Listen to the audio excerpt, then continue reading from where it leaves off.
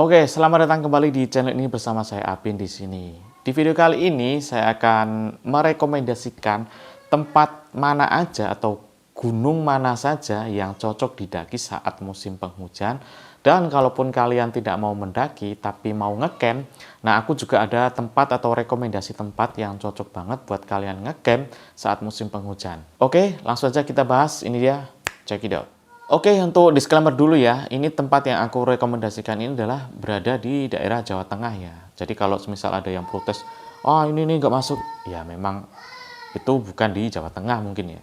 Nah oke, untuk kita bahas di gunungnya dulu ya. Kalau untuk gunung, aku punya 3 rekomendasi. Jadi menurut aku ketiga tempat ini mungkin yang paling layak didaki saat musim penghujan. Nggak tahu kalau teman-teman punya rekomendasi tempat lain atau gunung lain itu silahkan kalian share di kolom komentar ya. Oke, di tempat ketiga itu ada Gunung Sikendil. Ya, walaupun ini bukan kategori gunung sih sebenarnya, ini lebih ke bukit. Cuman kita pakai istilah umum aja, jadi kita pakai nama Gunung Sikendil. Kenapa tempat ini? Karena Gunung Sikendil ini ya, ini tuh nggak terlalu tinggi, lalu aksesnya mudah, terus medannya juga nggak yang terjal-terjal banget, biasa aja menurut aku. Terus pemandangannya juga bagus karena kita bisa melihat Gunung Sindoro dari jarak dekat.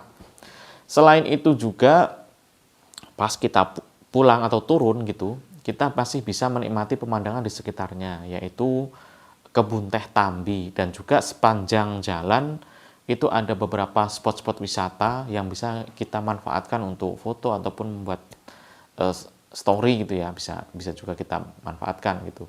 Dan menurutku biayanya juga sangat terjangkau ya, nggak mahal-mahal banget gitu ya untuk sekelas gunung seperti ini.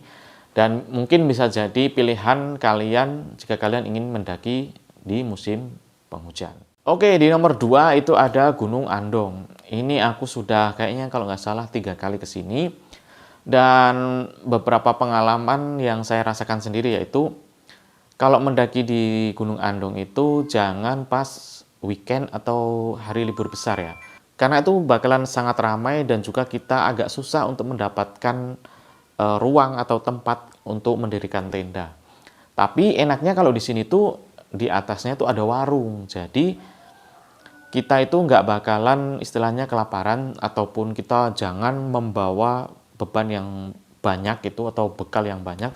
Cukup bawa uang saja yang banyak gitu ya di sana. Jadi menurut saya daripada kita membawa bekal yang terlalu banyak dari bawah, mending bawa uang yang banyak, terus kita jajan aja di atas gitu. Lebih mengurangi beban ini sih, beban hidup sih. Nah untuk sunrise-nya sendiri kalau di Gunung Andong tuh aku pernah dapat golden sunrise sekali, juga ada lautan awan-awannya gitu. Terus juga dikelilingi dengan banyak gunung. Kalau di selatan itu ada Merbabu sama Merapi, di baratnya itu ada Sumbing Sindoro, terus di utaranya itu ada Gunung Ungaran, di sebelah timurnya itu ada Telomoyo.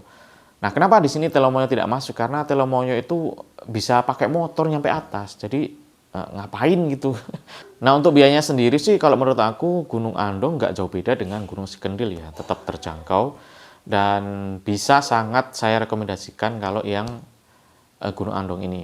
Nah, sedikit pengalaman aja, waktu aku dulu mendaki Gunung Andong itu sering menjumpai orang tua yang bawa anak kecil. Nah, kalau musim hujan seperti ini sebaiknya jangan lah ya, karena risikonya tinggi, bisa hipotermia ataupun kedinginan yang ekstrim gitu ya. Janganlah ya pokoknya. Nah, di posisi pertama itu jelas tidak lain dan tidak bukan adalah Gunung Prau.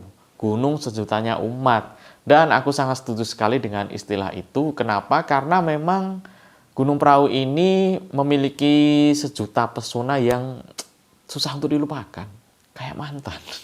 Nah, walaupun di jalur tertentu seperti Patak Banteng itu agak lumayan ekstrim ya, agak naik gitu. Cuman kan dia nggak yang terjal-terjal banget gitu. Dan kalau kalian pengen experience yang berbeda dan berkesan itu mendakilah Gunung Prau via Wates, karena di sana itu lebih landai, spot fotonya juga lebih banyak, pemandangannya juga lebih bagus. Cuman sayangnya treknya tuh lebih panjang dari yang lain gitu, dari jalur lain. otomatis kalian mungkin akan terasa lebih lama untuk mendaki jika kalian melewati atau via Wates untuk ke Gunung Prau itu. Nah, kalian pasti tidak akan rugi jika kalian mendaki Gunung Prau. Kenapa? Karena memang tempatnya itu sangat keren banget. Apalagi pas golden sunrise, cuacanya lagi cerah gitu ya. Keren banget pokoknya deh. Dan pastinya lebih mantap lagi jika kalian memakai drone gitu ya. Karena view-nya tuh lebih ngeri banget pokoknya. Nah, saran aku untuk kalian pas saat mendaki Gunung Prau itu jangan juga di hari-hari libur nasional ataupun weekend ya. Itu sudah pasti sangat-sangat ramai kayak pasar. Tapi tenang karena di sana juga sudah ada shelter ya di sana. Terus yang paling terpenting adalah pakai pakaian yang tebal dan juga kalau mau tidur pakai sleeping bag. Karena cuaca atau udara di sana itu lebih dingin ya. Maklum di daerah Dieng ya, terkenal sangat dingin banget. Apalagi ini musim penghujan. Sudah pasti kita harus mengantisipasi hal-hal yang tidak kita inginkan, seperti contohnya hipotermia dan lain sebagainya. Nah, ini kan rekomendasi gunungnya sudah. Sekarang adalah tempat rekomendasi untuk ngecamp. Di sini juga ada 3 rekomendasi. Di posisi ketiga itu ada hutan wisata Gonoharjo Ngelimut ya, di daerah Kendal. Nah, tempatnya itu luas, ada banyak area yang bisa buat kita ngecamp. Nah, tapi kita juga harus mengantisipasi. Kenapa? Karena biasanya tempat itu digunakan untuk para pelajar ataupun mahasiswa tuh saat kayak makrab ataupun persami gitu ya. Jadi agak lucu jika kita ngecamp terus ada anak-anak sekolah atau anak-anak pramuka di situ, kan kayak kurang nikmat gitu ya. Nah, enaknya di tempat ini yaitu pertama aksesnya mudah. Terus biayanya juga terjangkau antara 15 sampai 20 ribu standar ya. Terus fasilitasnya lengkap, ada toilet, ada musola juga, air juga banyak di sana. Nah, yang paling terpenting di sana itu masih adanya sinyal. Jadi kalian tidak usah khawatir jika kalian mau menghubungi teman ataupun menghubungi pacar atau saudara atau keluarga itu masih bisa banget.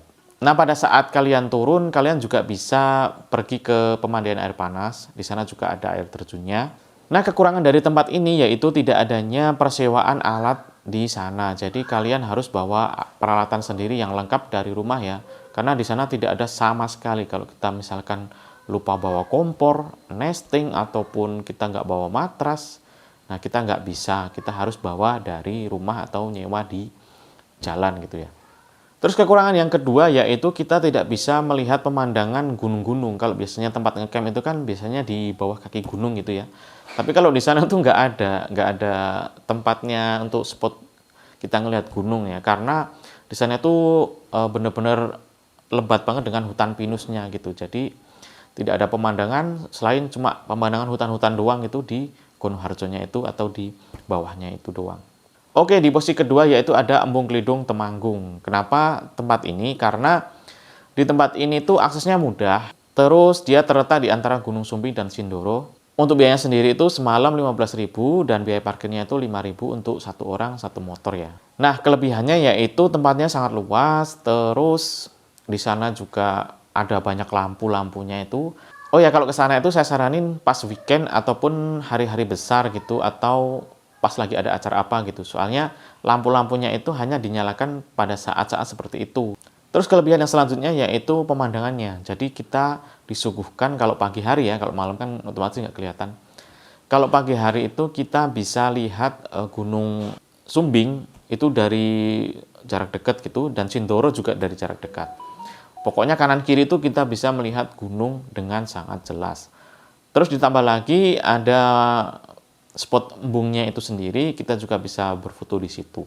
Nah, untuk kekurangan dari tempat ini yaitu menurut aku akses untuk ke toilet. Jadi toiletnya itu hanya ada di depannya embung, sedangkan tempatnya campnya itu di belakang embung. Jadi kita tuh harus rela kalau misalkan mau pipis ataupun ambil air itu harus ke depan gitu. Bayangin kalau kita lagi kebelet bolak-balik itu harus ke depan belakang, bolak-balik ke depan gitu kan ya, lumayan capek sih. Dan juga tidak ada keran di sana ya, di area camping groundnya itu tidak ada keran air sama sekali. Jadi kalau kalian misalkan mau mencuci peralatan untuk masak itu ya otomatis kalian mau nggak mau harus jalan ke depan gitu ya. Dan itu sangat lumayan menjengkelkan sih. Nah, di posisi pertama yaitu ada Ampel Gading Homeland. Ini di daerah Bandungan ya. Kita kalau dari arah pasar itu naik terus juga bisa. Dari Green Valley juga bisa naik terus. Kenapa tempat ini di posisi pertama? Karena menurut aku tempat ini punya kelebihan yang tidak bisa dimiliki oleh dua pesaingnya yang tadi gitu ya. Oke, kelebihan pertama yaitu pemandangannya sangat bagus banget ya. Kalau kita menghadap ke selatan itu, pemandangannya sangat keren banget pokoknya. Itu ada beberapa banyak gunung di sana dan kalau kalian lagi hoki, cuacanya lagi cerah gitu, itu akan sangat-sangat kelihatan indah banget. Terus kelebihan yang selanjutnya itu yaitu fasilitasnya lengkap. Di sana juga ada musola, ada kerannya juga, dan itu nggak jauh dari spot kita saat ngecamp gitu ya. Jadi lebih enak banget di sana. Nah, untuk biayanya sendiri itu juga sangat terjangkau ya. Standar lah ya, 15 ribuan sampai 20 ribu gitu. Terus kekurangannya menurut aku cuman kita nggak bisa melihat Golden Sunrise secara full ya, karena kehalang oleh seperti bukit gitu ya. Lalu kekurangan selanjutnya yaitu pada saat kita turun ya, kita harus lebih hati-hati. Di sana kita biasanya dihimbau untuk menyiram cakram rem kita dulu sebelum kita turun, karena dikhawatirkan rem kita bisa blong, karena kita melakukan banyak pengereman saat kita turun. Nah, itu tadi rekomendasi tempat-tempat ataupun gunung-gunung yang bisa kalian daki di musim penghujan di daerah Jawa Tengah. Gimana menurut kalian? Keren-keren kan? Nah, jika kalian punya rekomendasi lain, silahkan kalian share di kolom komentar. Dan jangan lupa jika kalian ingin ngecamp ataupun mendaki gunung, tetap jaga kesehatan, jaga kebersihan, patuhi peraturan yang ada, dan salam lestari.